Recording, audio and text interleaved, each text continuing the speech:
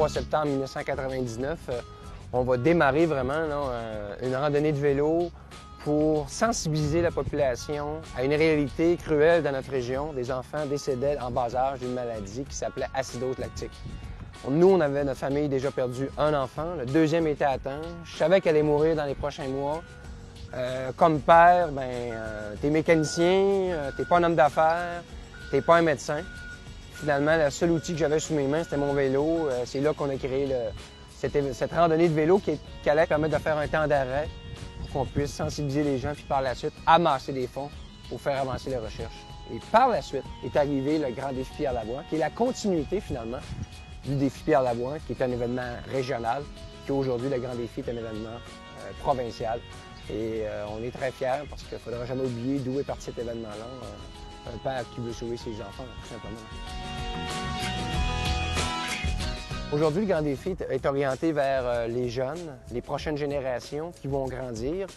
On a des préoccupations dans notre société au niveau de la santé de ces jeunes-là, aussi au niveau de la scolarité, donc du décrochage scolaire. Nous, on a voulu faire un programme qui allait parler aux jeunes. Donc, notre programme est dans les écoles primaires. Ce qu'on veut, c'est que ces jeunes grandissent avec des valeurs et des principes qui vont leur servir toute leur vie. Donc, pour nous, les saines habitudes de vie, c'est bouger plus, manger mieux et aller à l'école. On a besoin vraiment de rejoindre les écoles, les directions d'école, les titulaires et les familles. Et pour ça, on recherchait des partenaires et le 24 heures de Tremblay a levé la main. Ils nous ont dit, nous, c'est dans notre mission, on veut vous supporter. On est très fiers parce qu'en même temps, ça ne donne pas juste des fonds. Ça vient donner une crédibilité à ce qu'on va faire en associant 24 heures à nos actions sur le terrain.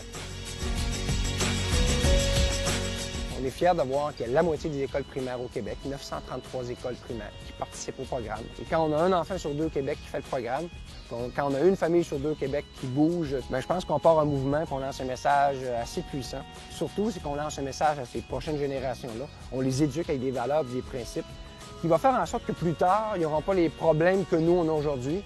On sait que 80 des hospitalisations au Québec sont dues à l'hypertension, au cholestérol élevé, au diabète de type 2 puis au cancer. Puis on sait que c'est dû à nos habitudes de vie. Donc, préparons nos prochaines générations, responsabilisons-nous, finalement, vis-à-vis de nos enfants.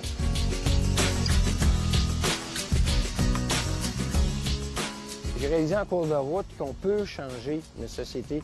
C'est quelque chose qui semble impossible au départ, mais on peut réussir à changer, finalement, le résultat final, mais en posant des gestes.